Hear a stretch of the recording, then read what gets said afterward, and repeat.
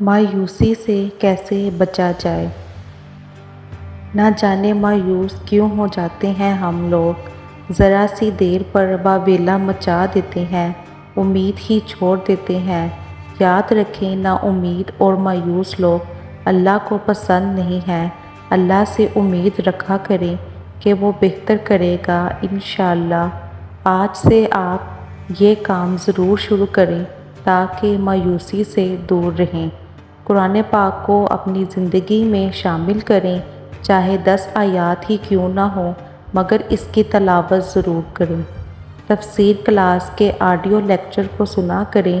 میرا یہ ذاتی تجربہ ہے کہ جب بھی میں ان لیکچرز کو سنتی ہوں تو میرا ڈپریشن کم ہونا شروع ہو جاتا ہے، ایک سکون سا ملنے لگتا ہے۔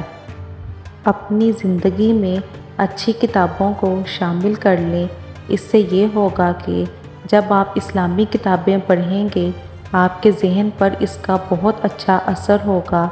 میں نے ایک چیز یہ بھی نوٹ کی ہے کہ جب ہم ہر روز کچھ وقت کے لیے اللہ پاک کی نعمتوں کو دیکھ کر اس کی حمد و ثنا بیان کرتے ہیں، یعنی قدرت جو کہ بہت حسین ہے، اس میں اللہ پاک کی نشانیوں کو ڈھونڈتے ہیں، تب بھی ہم مایوسی سے بچے رہتے ہیں۔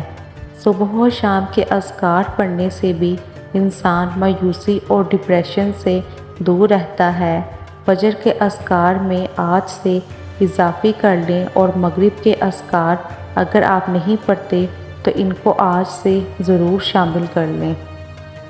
کسی کی مدد کر دینا، کسی کو اپنے الفاظ سے تسلی دے دینا، یہ سب بھی آپ کو مایوسی سے دور رکھتا ہے۔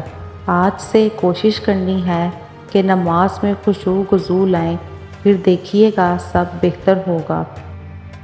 اگر آپ کو بھی مایوسی سے بچنے کا کوئی طریقہ معلوم ہے تو کمنٹ کر کے ضرور بتائیں تاکہ باقی لوگوں کو بھی فائدہ ہو۔ شکریہ۔